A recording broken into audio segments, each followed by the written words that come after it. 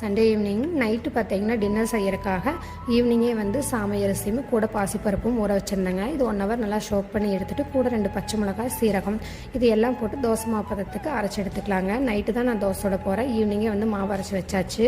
இதுக்கு கூட என்ன செய்ய போகிறேன்னு பார்த்தீங்கன்னா பூண்டு சட்னி தான் செய்ய போகிறேன். என்னென்ன சேர்த்துருக்கேன்னு பார்த்தீங்கன்னா பூண்டு, சின்ன வெங்காயம், வரமிளகாய் 2, சீரகம், கொஞ்சம் துருவன தேங்காய், அரை தக்காளி, கூட புளி, தேவையான அளவு உப்பு, கலருக்காக நான் காஷ்மீர் மிளகாய் தூள் சேர்த்திருக்கேன். நீங்கள் வேண்டாட்டி ஸ்கிப் பண்ணிக்கலாம். இதெல்லாம் எண்ணெயில் நல்லா வதக்கி அரைச்சிக்கலாங்க. தாளிக்கிறதுக்கு வந்து நல்லெண்ணெயும் கொஞ்சம் கடுகு போட்டு தாளித்து சட்னி எடுத்து வச்சாச்சுங்க. கூடவே வந்து 2 தோசை சுட்டு எடுத்தாச்சுங்க. இது 2 காம்பினேஷன் சூப்பராக இருந்துச்சு. நல்லா ஹெல்த்தியான டிஷ்ஷுங்க. இந்த மாதிரி நிறைய டின்னர் ரெசிபி வந்து என்னோடய பேஜில் வந்து ஷேர் பண்ணியிருக்கேன். மறக்காமல் ஃபாலோ பண்ணிவிட்டு பாருங்கள். என்னோடய யூடியூப் சேனல்லையும் நிறைய வீடியோ போஸ்ட் பண்ணியிருக்கிறேன். அதையும் கண்டிப்பாக சப்ஸ்கிரைப் பண்ணிவிட்டு பாருங்கள். கூடவே வந்து நான் சூப்பரான ஸ்ட்ராபெரி பனானா வந்து மில்க் ஷேக் செஞ்சு எடுத்துருக்கிறேங்க. ஸ்க்ரீனில் தெரியறது தான் நான் வந்து ஆட் பண்ணியிருக்கேன்.